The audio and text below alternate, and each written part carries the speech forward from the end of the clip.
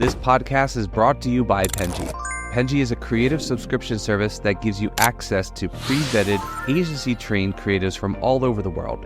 From graphic design to illustrations to social media management and web development, it's all included for one monthly price. It's time to say goodbye to the hassle of searching for top-notch creative talent.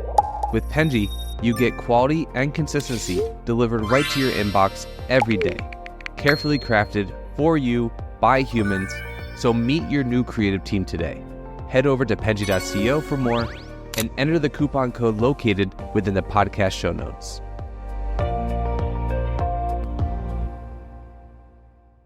Hello, everyone, and thank you for coming to the Fully Managed podcast. Thank you, Pedro, so much for joining me today. I really appreciate it.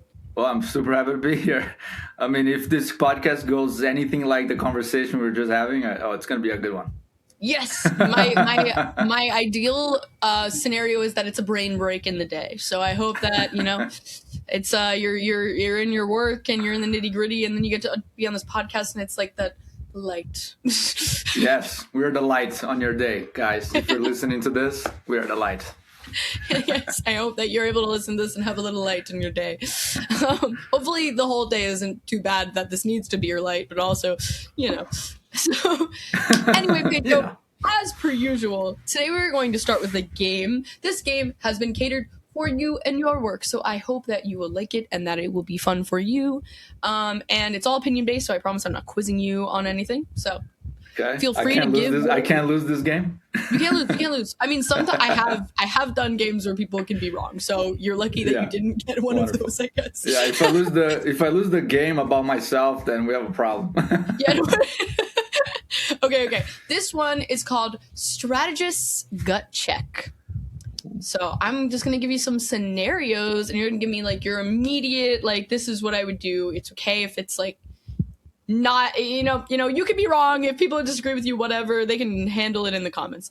But okay, first one is Nike or Patagonia. Which brand has played the longer strategic game better?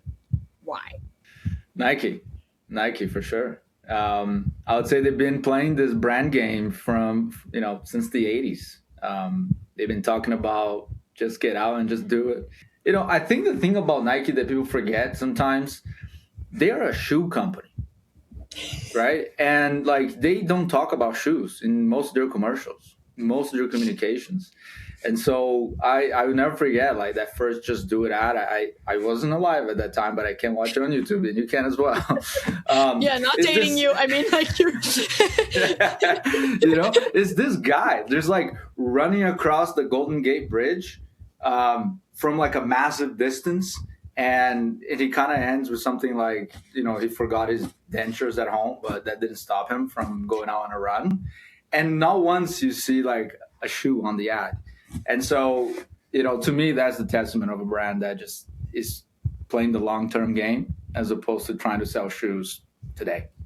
Yeah, I think that's a really great point to be said, that if a commercial doesn't necessarily use the product, but it is successful, I think that is really a testament to how successful a brand is, because you don't have to be really, people know you so well that you don't really have to be in your face about like what you're selling. Totally. And, there's obviously like some guardrails that if you're a brand and you want to go down that path of, doing more, advertising communications that relate more to a lifestyle, you still want to think about, situations that are adjacent, tangential to your brand, to your category, somehow like a category entry point. So strategists listening to these, the SEPs, right? SEPs or category entry points are just phenomenal places to ideate those types of concepts, right? Yeah, I completely agree. It's an interesting case study. I would love to see like brands analyzed for like when they were recognized for something, or like when they were able to be recognized for something outside of their product, if that makes sense. It is something that it just fascinates me about how people just correlate things after a period of time. Yeah. And I should say, this is no diss against Patagonia, because I do think Patagonia also has done a phenomenal job over the years. Yeah, they're just one of the best. To Patagonia. One of the best in the business. I mean, you gave me just two Goliaths here, I'm going with the one I know best. So I'm going to tag them both so that, if you ever want to be hired by Patagonia, sorry, I guess you Just well, kidding. The thing about Patagonia, though, they kind of got this weird, if you look at like finance bros, Wall Street finance bros, somehow Patagonia became like a staple in that culture, like completely like not at all aligned with the mission of the company. But it's look, so funny. The vests, like the finance pro vest, is a thing. So have you seen that video of like a finance bro meets like a crunchy granola bro? No. What? I'm gonna send this to you after this call, but maybe I'll tag it when I post about this. But you guys know what I'm talking about. But yes, it's very funny that Patagonia was able to tap in. I feel like it was an accident. It could have been intentional, and they're just so good at marketing that we just never even knew it was intentional. But it is interesting to tap into the finance pros tapped into the crunchy granola world as categorize Patagonia wearers. Yeah. Oh god, there's so many memes online about the finance bros with their Starbucks and Patagonia vests. Look, so I've spent some time in that world for about 9 months of my career, and the stereotypes are true. Hate to say it. No, it is. It is 100%. I used to wear one of those vests.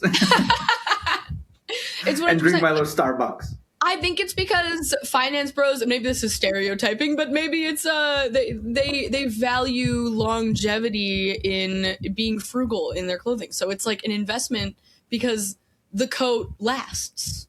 Perhaps you're being very kind to finance bros. Right I really now. am. My dad is a financial planner, so I'm just like using him as like a cookie cutter. This is what. Okay, let's put it this way: they like long-term planning. How about that, right? Yes. Yes, they like long-term planning. Hold your investments. Hold your vest forever. The code is an investment because it's going to last for 10 plus years, probably. Of course. If you don't destroy that's it. Exactly why. That's exactly why they buy Patagonia vests. That's right. Yeah, it's not to look cool. It's Okay. Moving on, because we're already having a fantastic conversation about finance pros. Another big one. A challenger brand wants to disrupt Apple. What's the one mistake you'd warn them not to make? Don't disrupt Apple. that is my advice. So here's the thing, right? And I've written a lot about this, about the Goliath versus David versus Goliath. The reality about challenger brands is that if you're a challenger brand and you're trying to fight Apple in Apple's terms, you're gonna lose. There's just no way around it, right? Yeah. They have so much brand equity. They have extremely deep pockets. They have a captive audience that are, basically, locked in their ecosystem. As a challenger brand, you don't have any of that. And so you have to be more creative. You have to be more strategic, right? There's a saying in strategy that, if you have unlimited funds, you don't need strategy. You need strategy when you need to outsmart your competition, right? And so if you're a challenger brand, think like how Lululemon disrupted Nike, right? Lululemon, Canadian brand from Vancouver. In the 90s, they realized that Apple, Adidas, Reebok, they're all overlooking this one segment of the market, which were yoga practitioners. Mm-hmm. And they said, you know what? We're going to go serve that segment with everything that we've got. And they started there.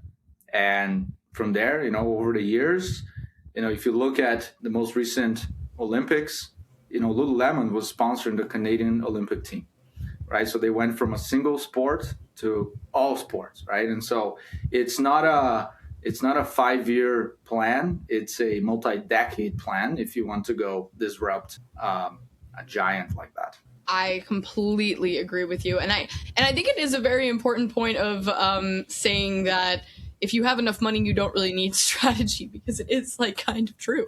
You can kind of just try everything if you have enough money. I mean, like, if it doesn't work out, like, okay, that's kind of, you just move on and you try something else. But yeah, I think that a challenger brand really needs to find like their very specific niche in that industry. And like the Lululemon case is perfect example. Like, if you want to disrupt Apple, maybe just come out with a phone that has completely different lifestyle needs. I don't know if it's the phone in which you're looking for.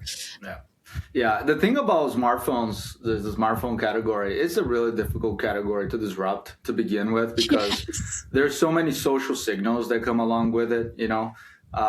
There's that funny joke that, if you go out with a group of friends and everybody puts their phone on the table, the guy that doesn't put his phone on the table is the guy that owns a Samsung, and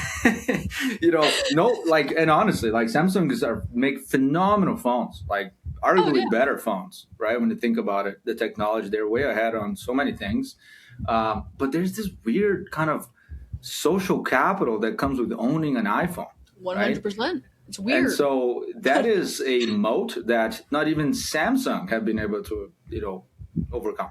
So I would say that smartphones are a tough one to disrupt. But look, that's the very particular thing about this category. There's other categories with giants, with other Goliaths that I think can be more easily disrupted, right?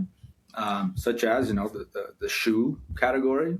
This is just happening right now with OnCloud, and Hoka and all of that, disrupting, Nike, Adidas, and all the others. Yeah, I think it's also like it sometimes goes further than just like generic brand loyalty with some of these things, because like, for example, the amount of people I've spoken to about the iPhone thing and how like this is something, especially in the States, that cannot be disrupted for whatever reason. And I think a lot of times when I talk to people about like if they ever considered not having an iPhone, it's really because they're so used to using an iPhone that they don't want to learn how to use another phone. Because I get a new iPhone and I'm already tripped up enough on like the new features of the new phone. And that is usually they're so simple. And I still am like, I could never figure out what an Android is because it's a completely different phone and I don't understand this at all. And I think that's so many people where it's like change, even in the most minor ways, can be very difficult for most people. And especially where technology is concerned, they want things to be easy, which is why they're buying some kind of technological product. And so like iPhones have been generationally like they have like a hold on everything, like most people in the United States, and if they haven't experienced something outside of it, it's like kind of all there is. And so I think sometimes when there's like a challenger brand or someone that is trying to interrupt that area or space, they have to also find something wrong with that product in order to sell that in their way to get into the brains of the people that are so used to, that comfort zone. Yeah, totally. I'll give another example of a challenger brand that disrupted a giant that most people don't think about, but Canva. Canva is completely disrupting Microsoft Office and PowerPoint, in this case. And their strategy wasn't to go try to sell Canva to business professionals. It wasn't at all what they're trying to do. They went straight to universities so that those students coming out of university would be using Canva as professionals, right? And so this is strategy. Like now we're talking strategy, right? And that's a challenger brand that thought really strategically about, okay, what could we do with the next generation of professionals entering the workforce to choose our product over the incumbent? And they are, being extremely successful doing it. And that's why also younger demographics are the most valuable demographic there is. Because they haven't been incorporated as heavily into the space. Correct. So they not only don't have extremely set opinions about PowerPoint, per se, but they also have the longest lifetime value. They have their whole lives ahead of them to use their product, to fall in love with their brand, things like that. And so That's one of the reasons why, like back in the day, it was the millennials. We were the talk of the town, but now we are getting older. They start talking about it. They stop talking about us. Now it's the Gen Zs. Next thing you know, it's going to be the alphas, and that's the way the the law of the jungle goes. The younger generation comes in, the older. Yeah, I completely agree. It's so funny to even see brands that have been with one demographic for so long try to tap into maybe like a younger generation. Like I always think of like Harley Davidson. Like I don't know if there's as many people that are riding Harleys in younger generations or like getting to do that at some point, but I would say it's less, and I don't have that statistic, so I could totally be wrong. But they've made their brand not only just like around bikes, but also around like fashion. Like their brand is now like something that people in my generation, like women wear, have never ridden a motorcycle in their life, but like that means something. Like that is some kind of, I don't know if I should say status, because I don't know if it's not like a designer brand, but it's just something that is like, I guess, vintage or like considerably like that. And they've tapped into that space very well without losing the demographic of what they already have. Yeah. No, Harley was a client of ours before I joined Colt, and they were recognized by Colt at the Gathering, which is this big annual marketing summit that we put on in Banff, as a Colt brand, because they've built a Colt-like following over the years. They really do. Right? And they obviously, they are a brand that for many, many years, like, well, if you look about the origins of Harley Davidson, I believe they were supplying engines to the American military. I remember World War II, right? Yeah, and so crazy how it evolves. And so, like, talk about strategy, serendipity, or procurement savviness. Like, whenever those soldiers came back to America from the war, they wanted the same engine that kept them alive overseas in their motorcycles, in stateside. So they started buying Harleys and and so obviously it's a brand that has an older, skews older. I'm not sure if they've completely shifted that now, but I know they've been, toying with launching electric bikes and bikes that are a little bit more urban forward, as opposed to, because when I think of Harley, I think of middle-aged white man. For that, yeah. Well, you said freedom, but I think that they go hand in hand. Two completely different directions there, but look, I see what you're saying. My stepdad rides a Harley, so I mean, again, I have so many interest groups to go on. Well, here's the thing, though, right? When I think of Harley, and I think of those, like maybe it's an old white guy with a mustache, full of tattoos, driving down, Route 66 in the desert, like that is Harley Davidson to me. And I think that is sort of the image that a lot of people had for so many years. So changing that is difficult. But again, it's like you cannot forget about that younger segment coming up. How are you going to continue to serve younger segments in your category? Because otherwise you're going to age yourself out as a brand. 100%. I think that was another insight that Jaguar had most recently, right? Jaguar, and look, it's a contentious rebrand and and all of that, but they touched the nerve, like that. The reality is their audience is older.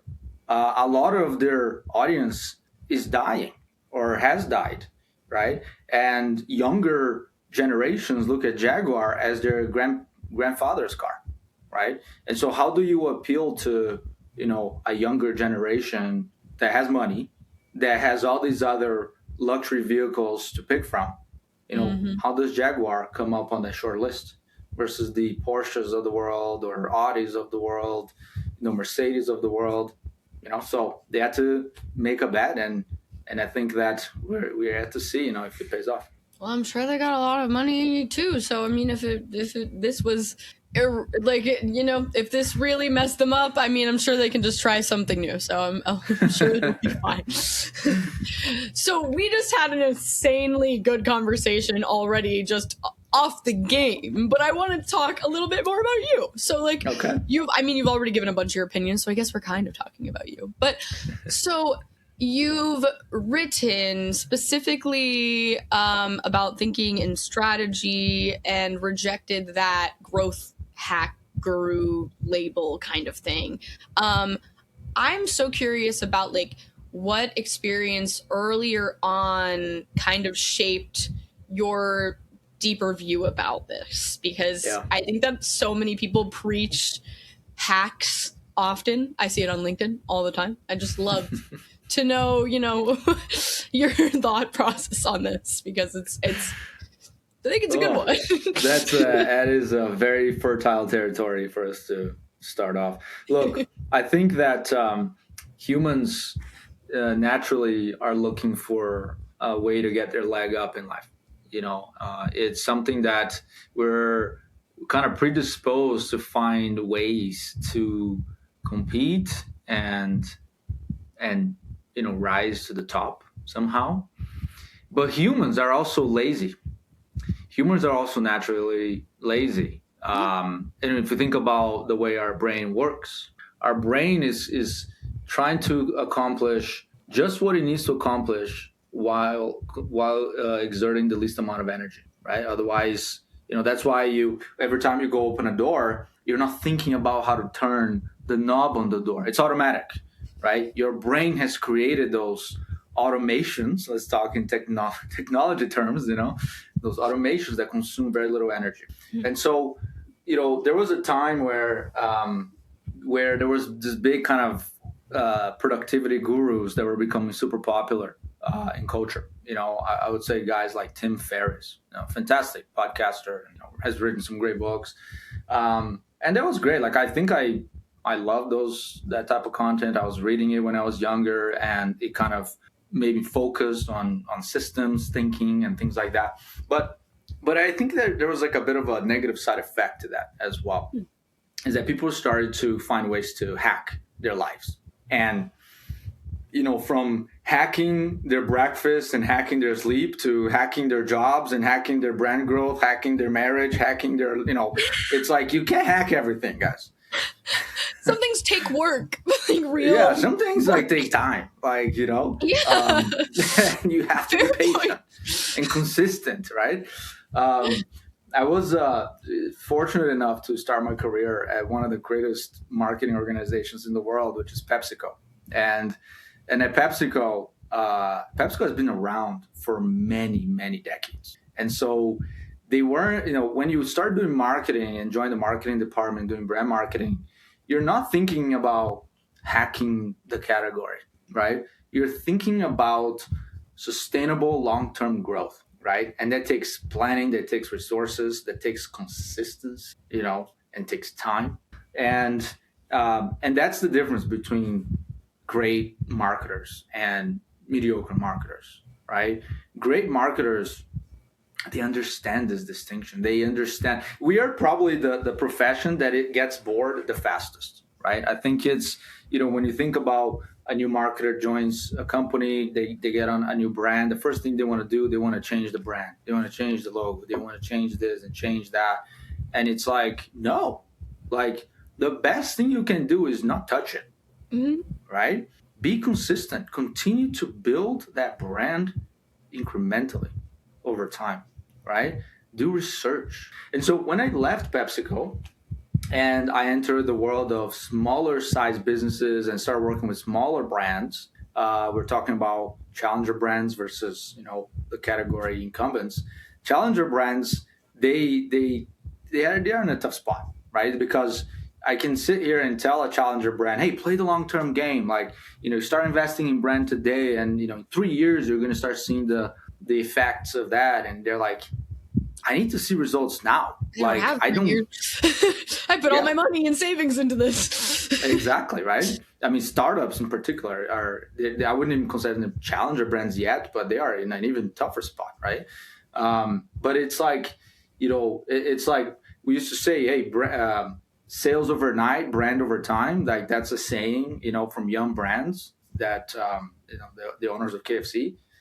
The thing is, when you're in a challenger environment, you got to be able to keep the lights on before you start thinking about anything else. And so the dial changes, right? The dial from building brand versus driving revenue today, it's almost reversed. You have to drive revenue today, and if you can, start investing in brand if you want to keep making payroll. And so that's where strategy, I think, really matters. Very aggressive goal targets are tough. And so when you're in that environment, you start thinking about hacking, right? You start thinking about hacking the category, hacking growth. And that's, 9 times out of 10, hacking doesn't take you too far. It might get you maybe a few quarters of growth, but you eventually hit a wall.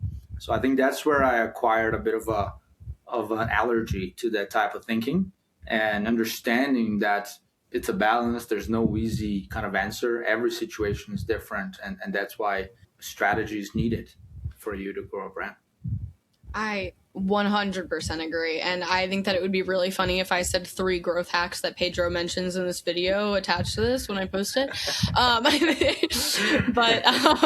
No, I do completely agree. And I think that does make the differentiation between good marketers and, I don't want to say bad marketers, but maybe not as effective marketers. Yep. Because yes, it is a long game. And I know that, like, even nowadays, when everything's so crazy in this economical, political climate, people really love little wins. Little wins give us that serotonin boost. It makes us feel like we're doing things right.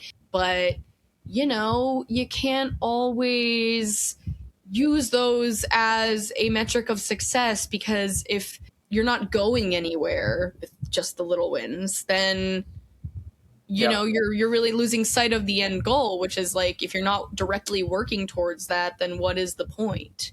Yeah. And look, I think if there's one concept that really clarifies this conversation to challenger brands whenever presented, is the triangle of interdependency. Okay. And so it's a triangle. And on one end, you have the size of your audience. On the other end, you have the size of your budget. And then on the third end, you have your objectives. Okay. So audience, budget, objectives. If you move one, the other two move, right? So if you want to expand your audience, you're going to need more budget. And in turn, your objectives better be bigger too. If you have less budget, then your objectives are also going to need to be smaller, because in all likelihood, you're going to reach less people, right? And that's kind of where you're trying to balance out. Like, you're trying to kind of play in a bit like, in a way, it's a bit of a zero-sum game in that regard. But through creativity and risk-taking, you can expand the pie, But creativity, by its definition, it's a innovation of business. It's a business innovation, right? You're trying to do things that are new, and everything that's new, that may not necessarily have been proven before, that may not necessarily yield predictable outcomes, right? It leads to risk. And of course, smaller companies have a bigger appetite to risk because it's, do or die.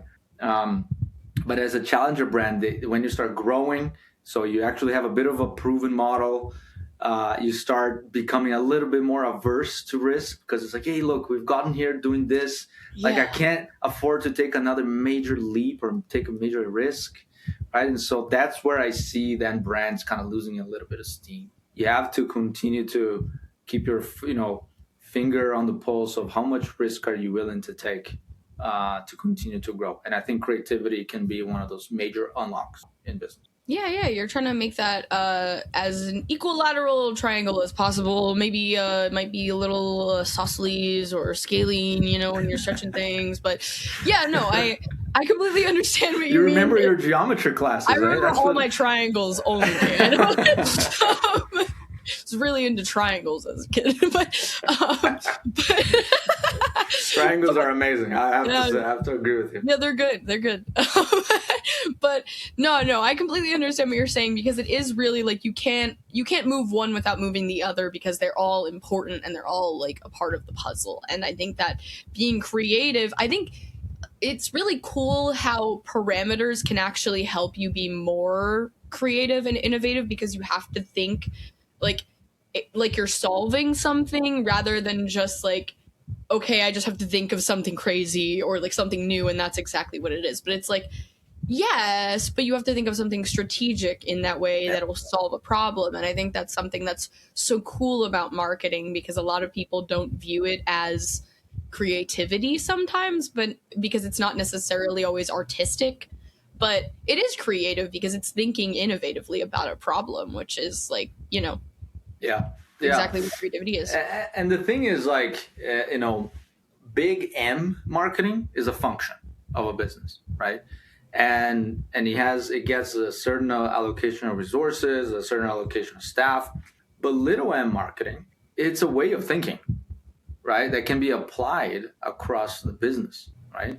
Marketers think in terms of growth. They come from a place of abundance as opposed to a place of scarcity, right? So what costs can we cut, to maybe drive the share price up? Like, that's a scarcity mentality.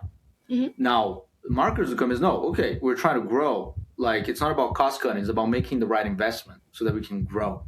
Like, growth is out there for us to go get, right? And, creativity is how you achieve growth, right? And I think creativity has to be bounded by strategic direction, right? Mm-hmm. It's very easy to be creative with unlimited budget. I want to see. well, here's the thing, right? You're like stunted by this possibility. You get analysis paralysis. That's true. But what I really want to see is people be creative within this amount of budget, and these are the constraints. Like, this is your box. Go be creative in this box. And that's where you see kind of amazing campaigns coming out, product innovations coming out, and things like that. Because there's been, it's tied to a business objective, right? It's tied to some sort of human insight, category insight, that then, the advertising, if we're talking advertising here, the advertising agency can go think about interesting ways to capture attention and make people remember you for the right things, right? If you see, now we're almost around Super Bowl season here. I'm not sure when this is airing, but like, February. February. Okay, so maybe this is gonna air maybe after Super Bowl potentially. Before that, it's like it'll be around it anyway. So around it, yeah. And you're gonna see all these companies, all these brands, coming out with commercials that, for the untrained eye, it might look like creative chaos. Nonsense.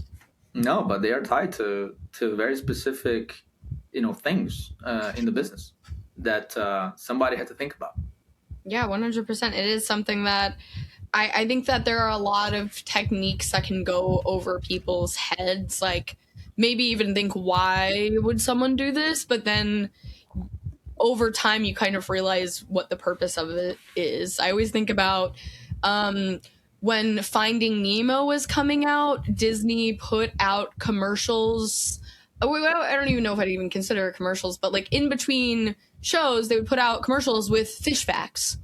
And just to train kids to be interested in fish a year before the movie launched. I'm like, that's so smart. That's like trickery. It feels like almost manipulative for kids, but it's so smart, and it is harmless. I mean, like, to get kids interested in fish, it's not that bad. No. I mean, they're just getting interested in fun things, I guess. But it's all to work towards like, my kid is interested in fish. Let's go to see Finding Nemo. Yeah. That 100%. Is genius. Yeah.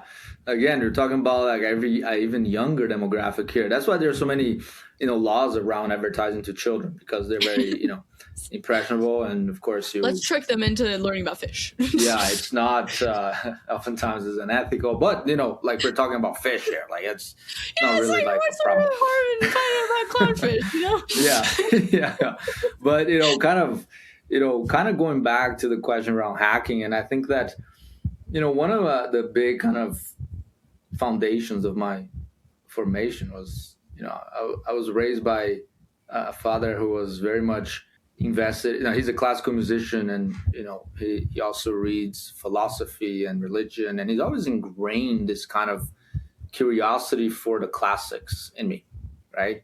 And it's easy to forget that this, there's been writers, there's been ideas, stories, they have survived centuries, right? And they're still true today, right? And oftentimes what we see today are some sort of, reimagination of those classic stories, right? So, or even ideas. And so when you kind of start thinking with a bigger time frame, right? You're now looking at ideas from, ancient Greece, right? You're looking now at, philosophers from the 17th, 18th centuries, 19th century, literature from the 19th century. And you're like, here it's 2026, and you're kind of like thinking that everything's gonna change so fast. And you're like, no, like humans are very slow to change. We're not that different from our ancestors, and you're probably not that different. You're not going to be that different, 100 years from now. And so I think when you recalibrate that time scale, you realize that hacking is really a naive endeavor. Yeah, no, that's a really fair point. I mean, and philosophically and historically, and because we are not much different. If you read any kind of history, you can kind of, unfortunately, and sometimes fortunately, figure out that is how Mark Twain says it. History doesn't repeat itself, but it rhymes. So. Well, to wrap this up, because I'm having a great time, and unfortunately I have to wrap this up. I would love to know, because I always like to end on like a reflective note.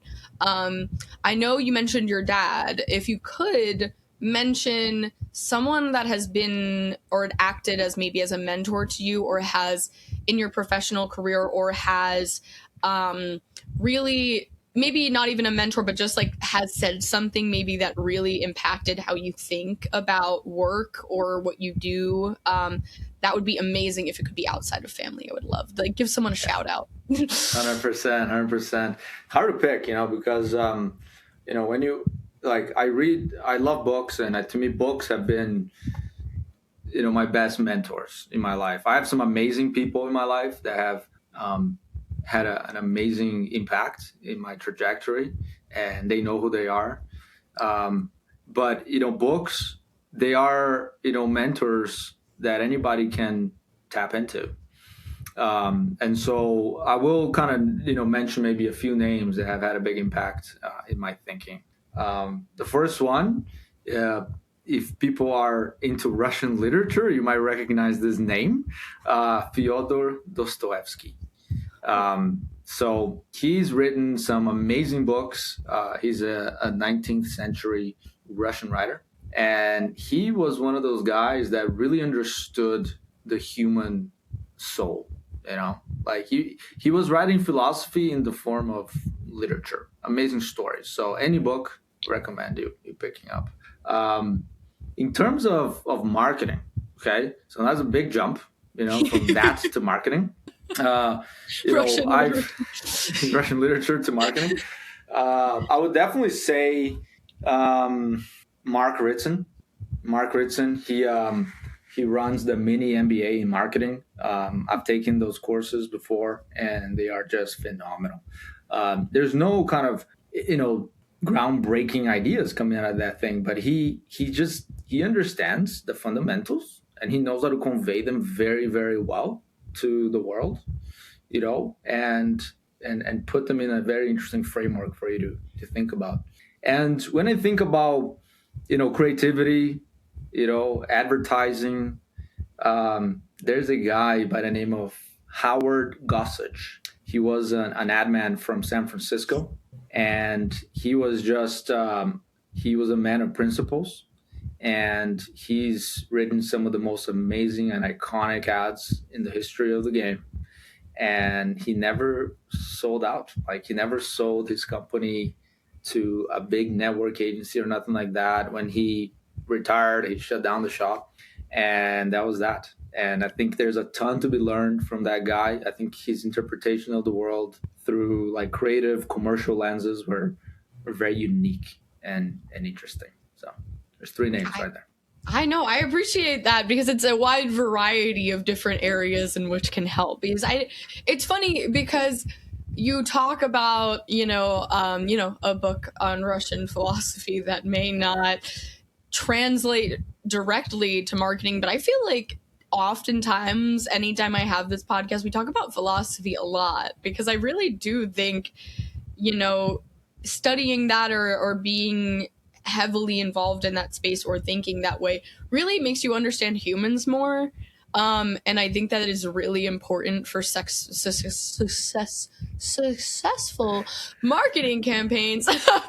And it is not something that, understanding humans is not something that should be taken lightly in marketing. Like, I think that when marketing campaigns often fail, there's a missing human element a lot of the time. Like something wasn't considered about the population that you serve even. And philosophy, wow, I'm really tripping up. Philosophy and psychology really helps, navigate those issues. Like when you're really thinking about all these different ways of thinking, then you have a better picture. Yeah. Philosophy is the mother of all disciplines. I think everything kind of derives from philosophy, and it's the study of thinking. I believe it literally means love of thinking. Philosophy, I believe that's what it means. If it's from Latin, I should know because I took Latin, but I don't remember anything from it. yeah. But and I think that sometimes philosophy gets seen as this big kind of abstract conceptual thing that is complex and complicated. But if you're a not even a marketer, like if you're a person today, right, a human, you should think, right? And I think treating your brain like just something that gets put to commercial use, it's not living to its full potential. I think that one of the conversations, there's a ton of conversations around artificial intelligence today, AI, and so many are being so quick to outsource their thinking. And I think we need to have a serious conversation around intellectual sovereignty. How do you protect your thinking and don't give it away to the robots? Because otherwise, what's left? If now it's the machine thinking for you, then what's left, right? And so I've done some writing on this recently around co-thinking with AI that people can check out. But it's definitely something to think about as we wrap up this conversation about philosophy.